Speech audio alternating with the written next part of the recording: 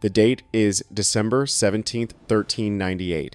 The location is the scorched, dusty plains just outside the walls of Delhi, the jewel of northern India. The air is not merely hot, it is heavy, suffocating, laden with the metallic tang of blood and the acrid smoke of burning villages that stretches back for hundreds of miles. Under the relentless glare of the midday sun, a scene of almost incomprehensible scale is unfolding. It is a tableau of human misery so vast that it defies the imagination of the modern mind. Stretching as far as the eye can see is a sea of humanity, 100,000 men, women, and children. They are bound in chains, their clothes tattered, their bodies emaciated from weeks of a forced death march. They stand in silence, a silence that is heavier and more terrifying than the roar of any battle. Facing them is an army that has emerged from the nightmares of the world, the Chagatai warriors of Central Asia, the unstoppable force led by the man known to history as Tamerlane. This is not a battle, this is a bureaucratic procedure of extermination. The man sitting on his horse, watching this ocean of captives with eyes as cold as the steppes from which he came, is Timur. He is 62 years old, crippled in his right arm and leg injuries that earned him the Persian moniker Timur-i-Lang, or Timur the Lame. But there is nothing frail about him.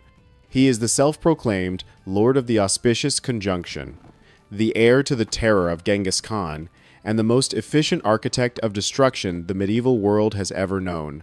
He has brought his army to the gates of Delhi, not just to conquer, but to punish. And the 100,000 souls standing before him are merely the first offering on the altar of his ambition. They are about to be erased from history in a single afternoon, a logistical feat of murder that will stain the soil of India for centuries. This documentary will take you into the heart of darkness that was the Timurid Empire. We will journey beyond the dry facts of history books and descend into the visceral reality of Timur's campaigns. We will walk the blood-slicked streets of Isfahan, stand in the suffocating trenches of Sivas, and witness the fires of Delhi. We will deconstruct the machinery of terror that Timur built, a system where brutality was not an emotional outburst, but a carefully calculated instrument of statecraft. We will ask the difficult questions. How does a human being order the death of 100,000 people without blinking? How does an empire built on skulls function? And what happens to the human soul when it is confronted with power that recognizes no limit, no mercy, and no God but itself? This is the story of Tamerlane and the silence he left behind. To understand the atrocity at Delhi, we must first retrace the bloody footsteps that led there. Timur's invasion of India was not a war of necessity. It was a war of ideology and greed. He claimed that the Muslim sultans of Delhi were too lenient towards their Hindu subjects, a religious pretext that barely concealed his desire to plunder one of the wealthiest cities on earth. The march from Samarkand, his glittering capital, to the Indus River was a grueling ordeal of logistics and endurance. His army, a heterogeneous mix of Turks, Mongols, Persians, and Afghans, moved like a locust swarm, stripping the land bare. Every city that resisted was razed. Every village was burned. By the time they crossed the Indus in September of 1398, the army was already dragging a massive tail of captives, enslaved locals who were forced to carry the plunder of their own destroyed homes. As the army approached Delhi, this baggage train of prisoners became a strategic liability. There were simply too many of them. They slowed the march. They consumed precious rations. And, most dangerously, they represented a potential fifth column. On the eve of the great battle against Sultan Nasir-ud-Din Mahmud Shah Tughlaq, Timur's spies brought him troubling news. The prisoners had seen the Sultan's army gathering on the horizon. They had seen the war elephants, the gleaming armor, the thousands of fresh troops. A ripple of hope had passed through the captive lines. Some had cheered. Others had whispered of rebellion. To a conventional general, this would be a concern. To Timur, it was an unacceptable risk. He convened a war council in his tent, surrounded by his sons and generals, and issued a command that froze the blood of even his most hardened commanders. The order was absolute and terrifying in its simplicity. Every single prisoner, man, woman, and child, was to be executed immediately. No one was to be spared. The task was not delegated to a special unit of executioners, it was distributed among the entire army. Every soldier, from the highest ranking emir to the lowest camp follower, was personally responsible for killing the captives under their guard. Timur explicitly stated that any soldier who hesitated, who showed a flicker of mercy, would be executed himself, along with his family. The camp was transformed into a slaughterhouse. The chronicler, Nizam al-Din Shami, describes a scene of apocalyptic horror. Even pious scholars and clerics traveling with the army, men who had never held a weapon in their lives, were forced to draw knives and butcher the people they had been guarding. The sound of the slaughter, the screams, the prayers, the wet thud of blades echoed through the night, a symphony of death that served as a prelude to the battle to come. With the rear guard secured by the genocide of 100,000 people, Timur turned his attention to the Sultan's army. The Battle of Delhi, fought on the 17th of December, revealed the other side of Timur's nature, his tactical genius. The Sultan had deployed a weapon that the Central Asian steppes had rarely seen 120 war elephants. These beasts were the tanks of the medieval world. Their tusks were tipped with poisoned steel spikes. Their bodies were draped in chainmail. On their backs, they carried towers filled with archers and grenadiers. The sight of them was designed to shatter the morale of cavalry horses, sending them into a panic that would break the charge before it even began. Timur's men were terrified. But Timur was a master of improvisation. He ordered his men to gather camels from the baggage train. They loaded the camels' backs with bundles of dry straw and wood, soaked in oil and pitch. As the Sultan's elephants charged, the ground shaking under their weight, Timur gave the signal. The straw on the camels was set alight. The terrified animals, screaming in pain and fear, were whipped and driven towards the enemy lines. It was a chaotic, hellish spectacle. The sight of the flaming camels, combined with the smell of burning flesh and the unearthly shrieks, sent the war elephants into a frenzy. They halted, turned, and stampeded back through their own lines. The Sultan's army was crushed under the feet of their own greatest weapon. The elephants trampled infantrymen, smashed chariots, and broke the formation of the Delhi forces. Timur's cavalry seized the moment, charging into the gap with the fury of a storm. The battle was a rout. Sultan Mahmud fled the field, leaving his capital defenseless. The gates of Delhi were thrown open. What followed was a sack of such ferocity that it took the city a century to recover. The streets were piled so high with bodies that the Timurid army was eventually forced to move its camp to escape the stench of decomposition. Delhi, the great metropolis, was left a ghost town, populated only by vultures and the echoes of the dead. But the massacre of the prisoners remained the defining atrocity, a cold, calculated decision to expend human life like ammunition. Yet, for all the horror of Delhi, it was not an isolated incident. 11 years earlier, in 1387, the city of Isfahan in Persia had learned an even grimmer lesson about the cost of defying the emir. Isfahan was not a frontier outpost. It was one of the jewels of the Islamic world, a center of art, philosophy, and commerce. It was a city of blue-tiled mosques, lush gardens, and a sophisticated, proud population. When Timur's army first arrived, the city's leaders, pragmatic and terrified, had agreed to surrender. They opened the gates. They agreed to pay a heavy tribute. Timur accepted their submission, stationed a garrison of a few thousand soldiers and tax collectors within the walls, and moved his main army to a camp outside the city. It seemed, for a moment, that Isfahan would be spared. But the tension between the occupiers and the occupied was a powder keg waiting for a spark. One night, a blacksmith beat a drum in the market square. A mob formed. In a burst of misplaced patriotism and rage, the citizens of Isfahan rose up. They attacked the Timurid garrison, trapping them in the dark streets. By morning, 3,000 of Timur's soldiers and tax collectors were dead, their bodies dragged through the gutters. It was a moment of triumph for the people of Isfahan, a reclamation of their dignity. But it was a triumph that signed their death warrant. When the news reached Timur's camp, his rage was cold and absolute. He did not just want to retake the city, he wanted to make an example of it that would terrify the world. He ordered his army to storm Isfahan. The walls were breached, and the city was flooded with 70,000 vengeful warriors. But Timur did not simply order a sack. He instituted a quota system, a bureaucratic mechanism of mass murder. He commanded that every single soldier in his army was required to bring back a severed head. The quota was specific. Some sources say 1 head per soldier, others say 2. It was a tax paid in human life. The chroniclers tell us of a grotesque economic reality that emerged in the camps of Isfahan. Initially, some of Timur's soldiers were reluctant to kill civilians, women, children, the elderly who had played no part in the uprising. They tried to buy heads from other, more ruthless soldiers to meet their quota. The price of a human head started low, but as the day wore on and the supply of victims dwindled, the price skyrocketed.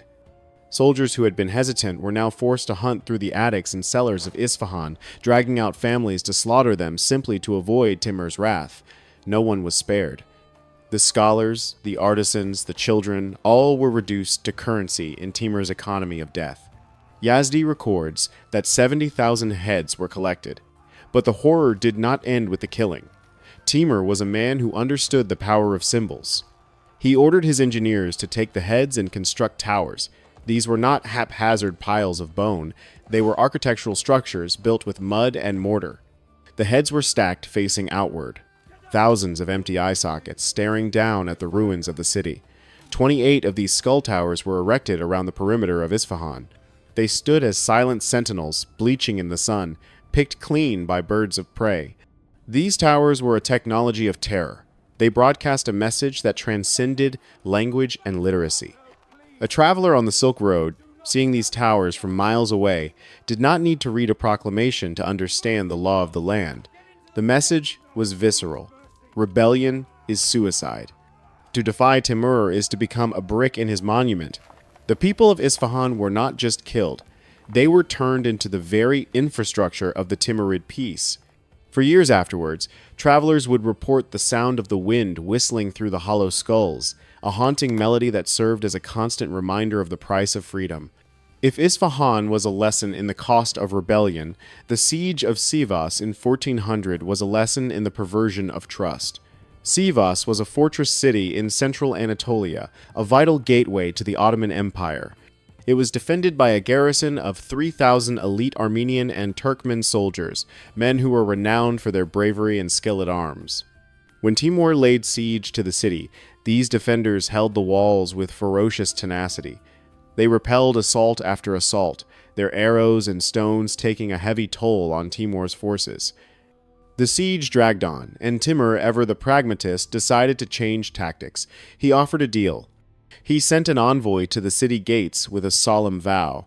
He swore an oath on the Quran, on his sword, and on his honor as a Muslim ruler. His message was simple and seductive. If the garrison surrendered, no blood would be spilled. To a medieval soldier, such an oath was sacred. It was a binding contract before God. The defenders of Sivas, exhausted and outnumbered, believed him. They opened the gates. They laid down their weapons. They marched out of the city, expecting to be taken prisoner, perhaps ransomed, or even recruited into the Timurid army. They stood before the conqueror, unarmed and vulnerable, trusting in his word. They were wrong. Timur had them seized and bound. He then ordered his sappers to dig immense trenches in the fields outside the city, pits deep enough and wide enough to hold thousands of men. The defenders watched in confusion, then realization, then abject terror as the purpose of the pits became clear. Timur stood by his word. He would not spill a drop of their blood. He would not cut them. He would not stab them. He would bury them. The prisoners were thrown into the pits alive. They were stacked on top of each other, a writhing, screaming mass of humanity. Then, planks of wood were laid over them, and earth was shoveled on top. Imagine the sensory horror of that moment. The muffled screams rising from the earth, growing fainter as the soil packed down. The desperate scratching of fingernails against the wood. The crushing weight of the earth compressing the chest, making every breath a struggle against the inevitable. It was a slow, suffocating death in total darkness, a nightmare brought to life.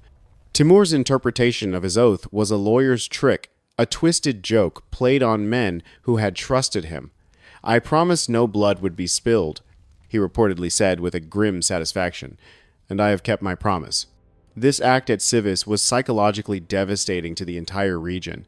It destroyed the concept of negotiation. It signaled that Timur was not bound by the rules of war or the codes of honor that governed other men. He was a force of chaos, a wild card who could twist the truth into a noose. The Ottomans, who were next on his list, heard of Sivas and trembled. It demoralized their armies before the battle had even begun. How do you fight a man who turns your own surrender into a torture chamber? How do you make a treaty with a man who weaponizes the very language of peace? The burial at Civis also served a cold practical purpose. It eliminated a dangerous elite fighting force without risking Timur's own men in a final, bloody assault. It was efficient. It was cheap. And it was permanent. The buried garrison became a legend, a ghost story told around campfires from Constantinople to Cairo. It reinforced the aura of invincibility that surrounded Timur. He was not just a general. He was a monster. A scourge sent by God to punish the sins of the world. And like a force of nature, he could not be reasoned with, only endured or fled. Timur's reign of terror extended far beyond these three cities.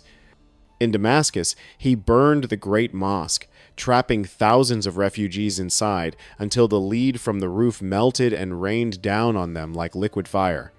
In Baghdad, he ordered another pyramid of heads, this time 120 towers, totaling 90,000 skulls because the city dared to resist him after he had already conquered it once.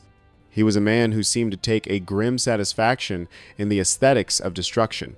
Yet, paradoxically, he was also a builder. He collected artisans, architects, and poets from the cities he destroyed and sent them back to his capital, Samarkand. He built beautiful azure-domed mosques and madrasas using the talent he stole from the ashes of the world. He created beauty out of genocide.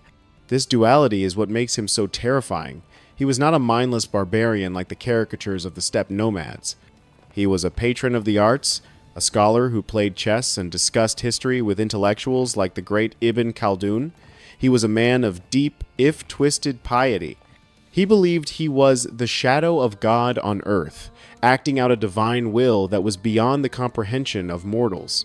This intellectual depth makes his cruelty even more chilling. It was not the rage of a beast. It was the policy of a king. He systematized terror. He turned it into an institution. The legacy of Timur is visible today, not just in the ruins he left behind, but in the genetic and demographic scar he left on Asia. It is estimated that his campaigns killed 17 million people, 5% of the world's population at the time. If we extrapolate that to today's population, it would be the equivalent of killing 400 million people. He depopulated entire regions. Agriculture collapsed. Ancient irrigation systems in Mesopotamia were destroyed and never rebuilt. The Silk Road, which he sought to control, was paved with bones. Yet, for all his brutality, Timur's empire did not last. Unlike Genghis Khan, whose descendants ruled for centuries and integrated into the societies they conquered, Timur's empire fractured almost immediately after his death in 1405. He built his power on fear, and fear is a brittle foundation. When the source of the fear is gone, the structure collapses. His sons and grandsons fought over the scraps, and within a century, the Timurid Empire was a memory, swallowed by the rising powers of the Ottomans, the Safavids, and the Mughals, who were, ironically, his descendants. However, the memory endured. The skull towers of Isfahan eventually crumbled to dust, but the story of them did not.